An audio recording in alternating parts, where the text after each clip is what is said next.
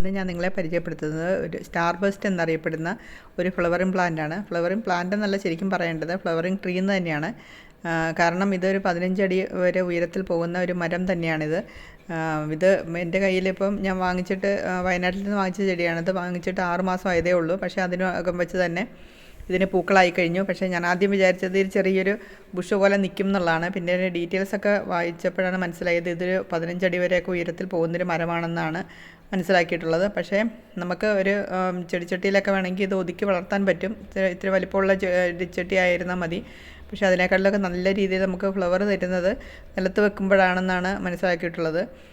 പിന്നെ ഇതിന് നല്ല രീതിയിൽ വെയിൽ വേണം. വെയിൽ ഉണ്ടെങ്കിൽ മാത്രമേ ഇത് ഇതുപോലെ പൂക്കുകയുള്ളൂ. പിന്നെ അതുപോലെ തന്നെ വെള്ളവും അത്യാവശ്യം വേണ്ട ഒരു ചെടി തന്നെയാണിത്.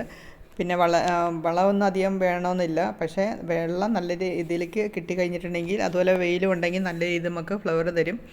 ഈ ഫ്ലവേഴ്സ് എന്ന് പറയുന്നത് വിരിഞ്ഞ് കാണുന്നതിനെക്കാട്ടിലും നല്ലത് ഇതിന് മൊട്ടായിട്ടിരിക്കുമ്പോൾ കാണുന്നതാണ്. അതായത് ഒരു നക്ഷത്രം പൊട്ടി വിരിഞ്ഞ പോലെയാണ് ഇതിൻ്റെ പൂക്കൾ വരുന്നത്. പക്ഷേ പൂക്കളെക്കാട്ടിലും കാണാൻ ഇപ്പോഴും ഭംഗിയെന്ന് പറയുന്നത് ഇങ്ങനെ നീളത്തിലുള്ള ഇതിൻ്റെ മുട്ടുകളാണ്. അതുപോലെ തന്നെ ഇലകൾ എന്ന് പറയുന്നത് ഡാർക്ക് ഒരു കറുപ്പ് ഷെയ്ഡ് ചേർന്നിട്ടുള്ള ഒരു പച്ച കളറാണ് ഇതിൻ്റെ ഇലകൾക്ക്. ഇതിൻ്റെ ഇലകളുടെ അടിവശം ഡാർക്ക് പർപ്പിൾ കളറാണ്. ഇതും അതുകൊണ്ട് ഈ ചെടി ഇങ്ങനെ ഉയർന്നു പോകുമ്പോഴത്തേക്കും ഇലയുടെ അടിവശം കാണാനും നല്ല ഭംഗിയാണിത്. പിന്നെ പൂക്കൾ വിരിയുമ്പോഴത്തേക്കും ഉള്ള രംഗമാണ് ഇപ്പോൾ കാണുന്നത്. പക്ഷേ പൂക്കളെക്കാളിലും ഭംഗി ഞാൻ പറഞ്ഞല്ലോ ഇങ്ങനെ മുട്ടുകൾ നിൽക്കുന്നതാണ് നല്ലത്. പിന്നെ ഇതിൻ്റെ നമുക്ക് പ്രൊപ്പഗേഷൻ എന്ന് പറയുന്നതും എളുപ്പമാണ്. ഇതിൻ്റെ ചെറിയ തണ്ട് നമ്മൾ ചെത്തിച്ചെടിയൊക്കെ നടുന്ന പോലെ തന്നെ ഇതിൻ്റെ കമ്പ് നട്ടിട്ട് നമുക്ക് പുതിയ ചെടികൾ വേര് പിടിപ്പിച്ചെടുക്കാൻ പറ്റും. പിന്നെ മഴ സീസണിലൊക്കെ ആകുമ്പോഴത്തേക്കും ഇതിൻ്റെ പ്രൂൺ ചെയ്തിട്ട് ഇത് ഏകദേശം ഒരു 5-6 അടി വരെയൊക്കെ ഉയരത്തിൽ പോകുന്നതായിരിക്കും നല്ലത്.